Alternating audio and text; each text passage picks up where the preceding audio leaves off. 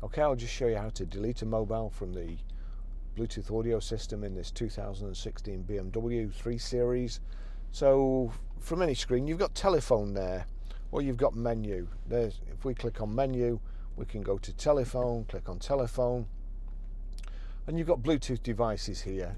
Scroll down to Bluetooth devices, click on Bluetooth devices, and then you've got Bluetooth add new device. Now if you're struggling to pair a mobile, always make sure there's a tick in that Bluetooth, so you can do the same thing. But here we're onto Bluetooth, we're onto Barry's iPhone, and there's a little thing at the side there.